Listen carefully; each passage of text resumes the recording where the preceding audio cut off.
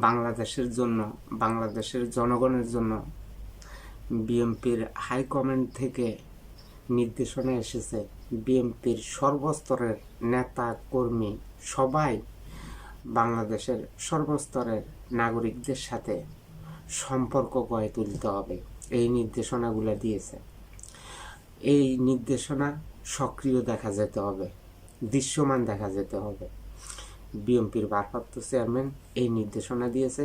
বিএনপির নেতা কর্মী সমর্থক যারা আছেন সবাইকে দিয়েছেন। এখন বিএনপির যারা নেতা কর্মী আছেন তারা সবাই বিভিন্ন জায়গায় সক্রিয়ভাবে নিজের ভূমিকা রাখবেন। আসলে আবেগ দিয়ে কোনো কিছু হয় না।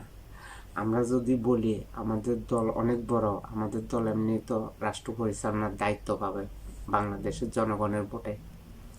তো এই ভাবনার থেকে আমাদের সবাইকে বেরিয়ে আসতে হবে, আমাদেরকে সক্রিয় ভূমিকা রাখতে হবে, বিপুল ব্যবধানে আমাদেরকে বিজয় লাভ করতে হবে। আমরা যদি আমাদের দল বড় মনে করি, যদি আমরা ঘরে বসে থাকি, সক্রিয় যদি না হই, তো আমরা বিপুল ভোটে জেতার সম্ভাবনা নাই। তো আমাদেরকে সক্রিয় হতে হবে। বাংলাদেশের প্রত্যেকটা নাগরিকের কাছে আমাদেরকে গিয়ে পৌঁছতে হবে।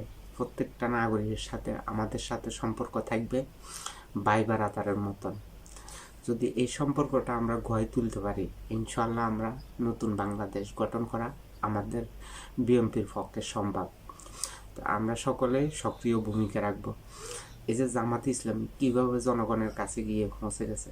জামাতে ইসলামী যে কোনো মানুষ দেখলে ভালো মন্দ জিজ্ঞাসা করে, আপনি খাওয়া দাওয়া করছেন কিনা, আপনার ফ্যামিলি সবাই ভালো আছে কিনা, আপনি কোনো সমস্যাতে আছেন কিনা, এইগুলো জিজ্ঞাসা করে মানুষের মন জয় করে তারা আজকে বিভিন্ন জায়গায়, বিভিন্ন বিশ্ববিদ্যালয়ে আজকে নির্বাচিত হইতেছে। তো আমরা বাংলাদেশের প্রত্যেকটা জনগণের সাথে, প্রত্যেকটা নাগরিকদের সাথে আমাদের সম্পর্ক রাখতে হবে।